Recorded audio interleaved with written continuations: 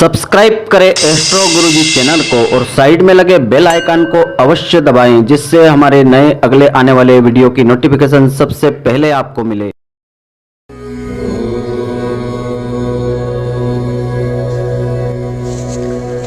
सादर जय श्री कृष्ण मित्रों, आप सभी का स्वागत है आपके अपने ही चैनल एस्ट्रो गुरुजी में।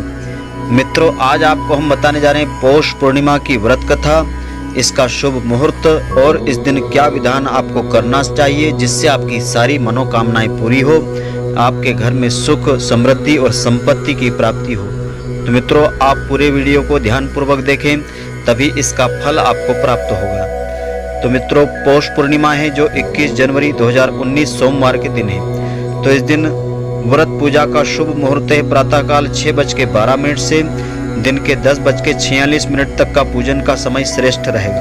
तो इस दौरान भक्त लोग पौष पूर्णिमा का व्रत का पूर्ण लाभ प्राप्त कर सकते हैं। पौष माह के शुक्ल पक्ष की पूर्णिमा का विशेष महत्व होता है। हिंदू धर्म शास्त्रों के अनुसार इस दिन गंगा स्नान करने से मोक्ष की प्राप्ति होती है। और पौष पूर्णिमा का महत्व की यदि हम बात करें तो वैदिक ज्योतिष और हिंदू धर्म से जुड़ी मान्यता के अनुसार पौष सूर्य देव का महीना होता है। इस पौष मास में सूर्य देव की पूजा करने से मनुष्य को मोक्ष की प्राप्ति होती है। इसलिए पौष पूर्णिमा के दिन भक्त पवित्र नदियों में स्नान करके सूर्य देव को अर्घ्य प्रदान करते हैं। इसलिए पौष पूर्णिमा पर स्नान दान का विशेष महत्व होता है। पौष महीना सूर्य देव का होता है और पूर्णिमा चंद्रमा का दिन होता है। तो सूर्य और चंद्रमा का यह अद्भुत संगम पौष पूर्णिमा की तिथि को अत्यंत शुभ बना देता है। तो इस दिन सुबह सूर्य और रात्रि में चंद्रमा को अर्घ्य देने से मनचाहे फलों की प्राप्ति होती है और जीवन की सारी बाधाएं दूर होकर सूर्य और चंद्रमा के पूजन से सारी मनोकामनाएं शीघ्र ही पूरी हो जाती है। तो मोक्षदायिनी पौष पूर्णिमा का महत्व इसलिए अत्यंत ही महत्वपूर्ण माना गया है। इसलिए इस दिन पौष पूर्णिमा पर स्नान और दान अवश्य ही करना चाहिए, क्योंकि पौष पूर्णिमा को रात्रि से माघ महीने की शुरुआत होती है और माघ पूर्णिमा पर स्नान का विशेष महत्व हो जाता है। माघ पूर्णिमा पर स्नान के साथ दान करने का अलग ही महत्व होता है। तो पौष पूर्णिमा की पूजन की विधि इस प्रकार से है कि इस दिन प्रातःकाल उठते ही हमको सूर्य देव को प्रणाम करना चाहिए, उनको नमस्कार करना चाहिए। इसके बाद किसी पवित्र नदी या तीर्थ आदि में स्नान करें। यदि तीर्थ में स्नान नहीं कर सके तो अपने घर के जल में ही तीर्थ का जल लेवें और उससे स्नान करें तो तीर्थ का स्नान हो जाएगा। इसके बाद फिर इस व्रत का संकल्प लेना चाहिए।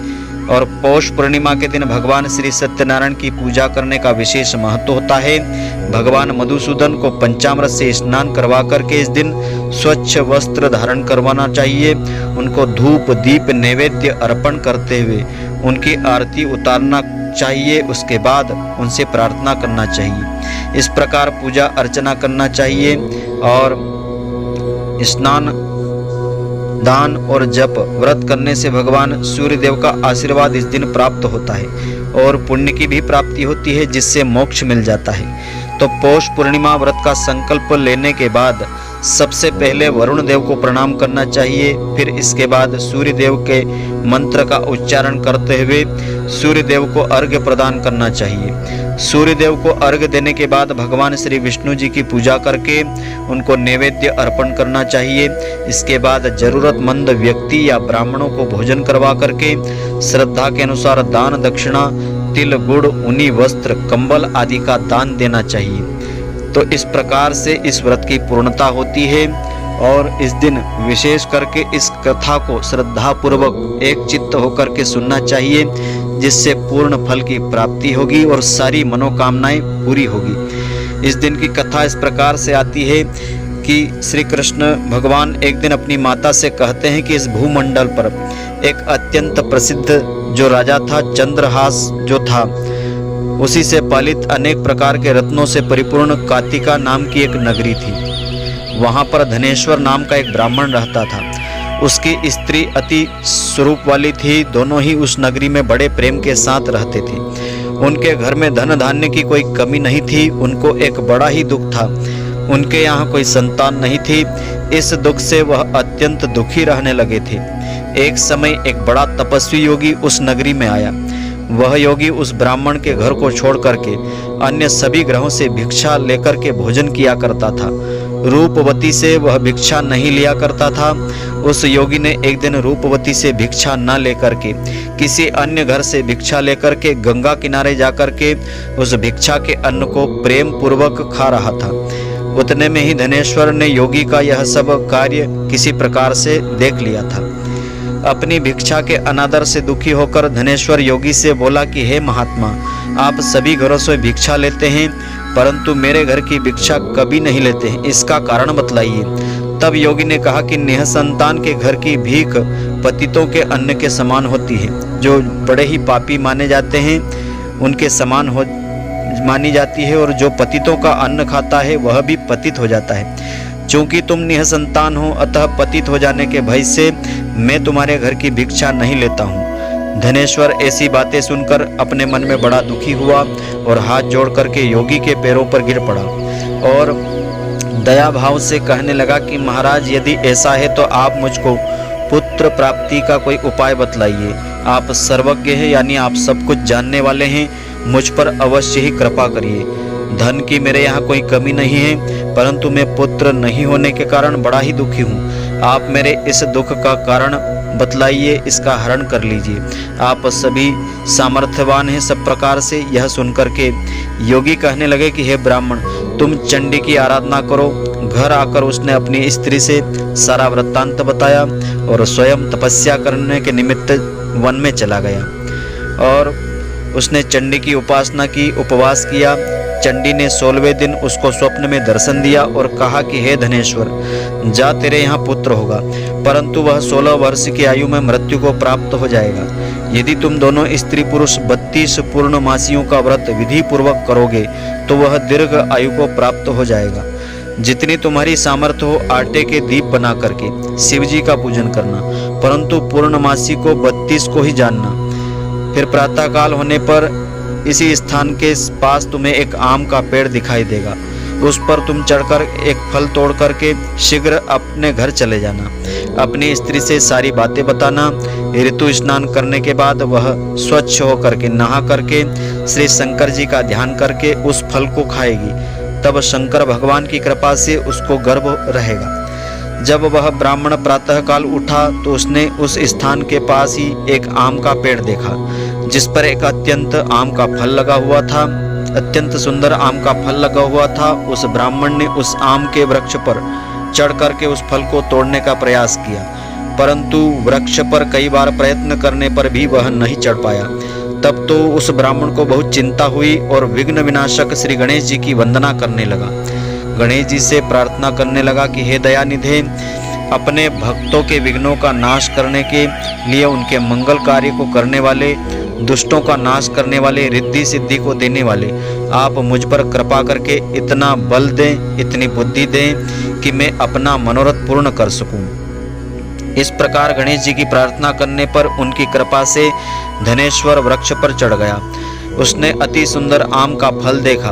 उसने विचार किया कि जो वरदान से मिला था वह यही फल है और कोई फल दिखाई नहीं देता है। उस धनेश्वर ब्राह्मण ने जल्दी से उस फल को तोड़ करके अपनी स्त्री को ला करके दिया।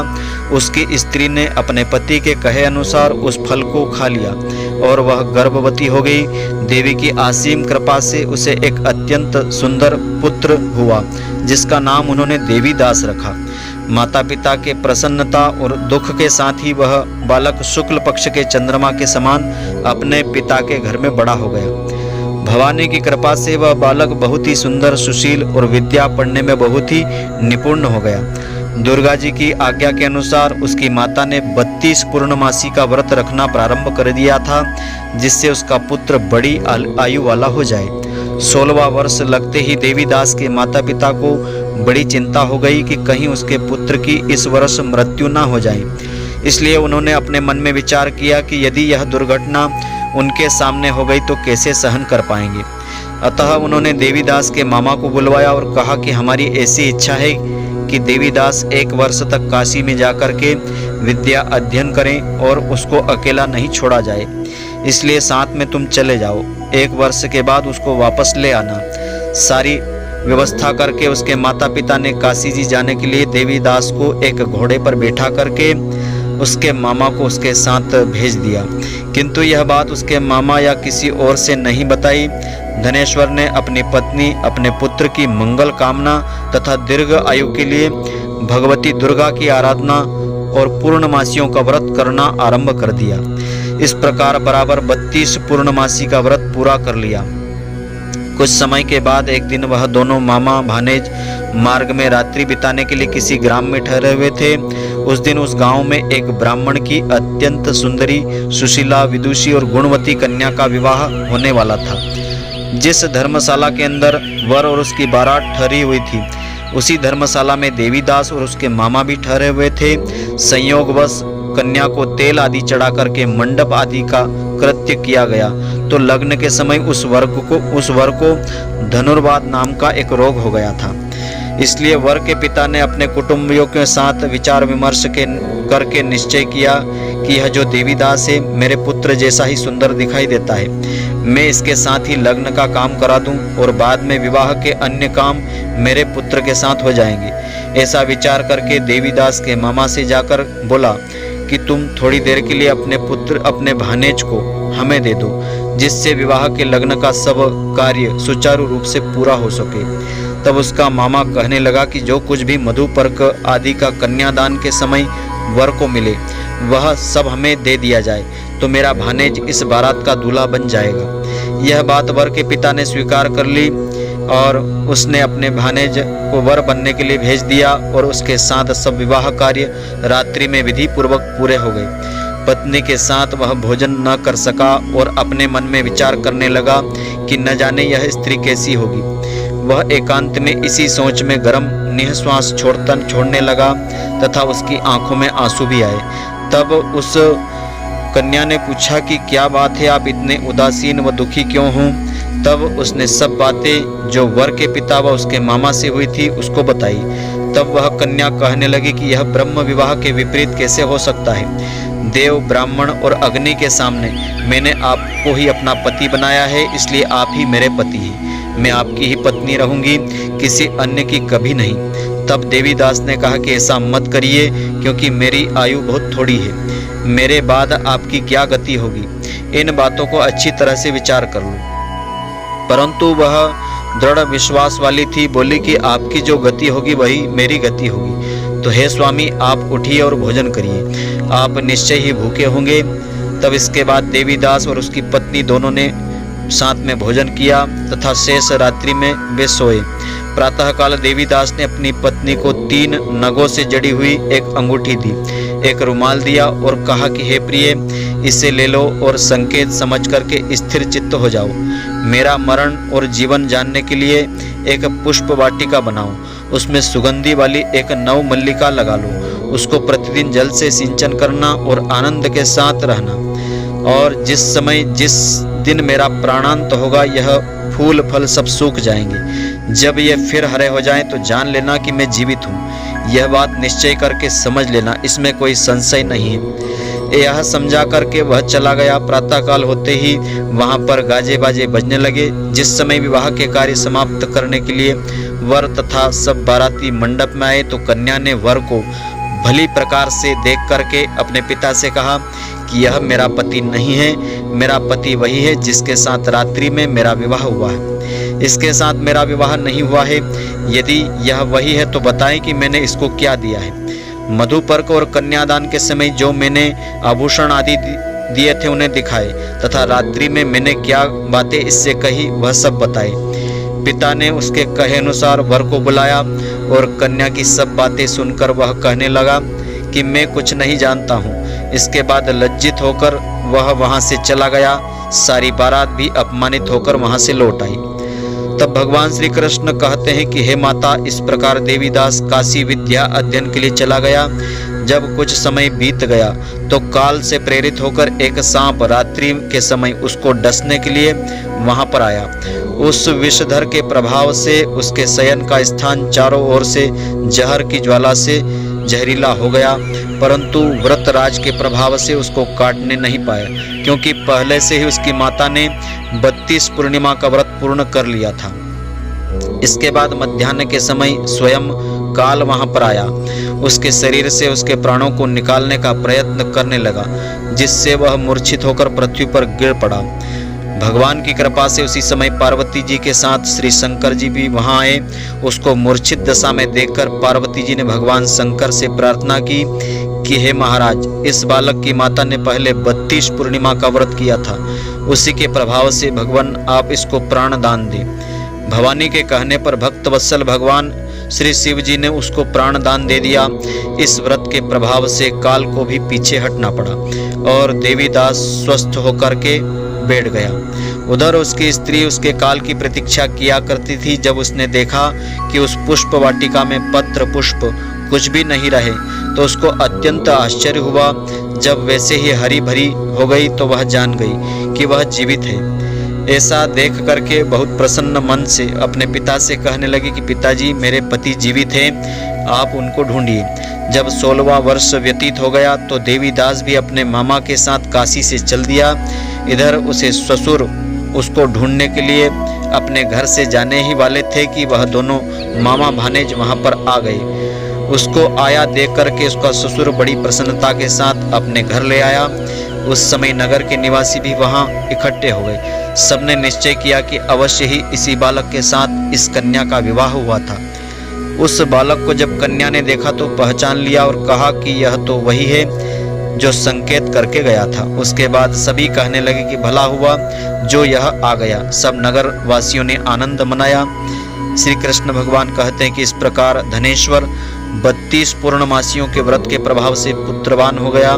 तो जो भी स्त्रियां इस व्रत को करती है वे जन्म जन्मांतर में वैधव्य का दुख नहीं भोगती है, विधवा नहीं होती है और सदैव ही सौभाग्यवती रहती है। यह मेरा वचन है, इसमें कोई संदेह नहीं है। यह व्रत पुत्र पौत्रों को देने वाला तथा संपूर्ण मनोकामनाओं को पूरा करने वाला है। 32 पूर्णिमाओं के व्रत करने से व्रत करने वाले की सारी इच्छाएं भगवान शिव जी की कृपा से पूर्ण हो जाती है। तो मित्रों, आशा करता हूं कि आपको हमारी यह ज्ञानवर्धक जानकारी पसंद आई होगी। यदि आपको पसंद आई हो तो आप हमारे वीडियो को लाइक व शेयर अवश्य करें। धन्यवाद। जय श्री कृष्ण मित्रों, फिर मिलेंगे।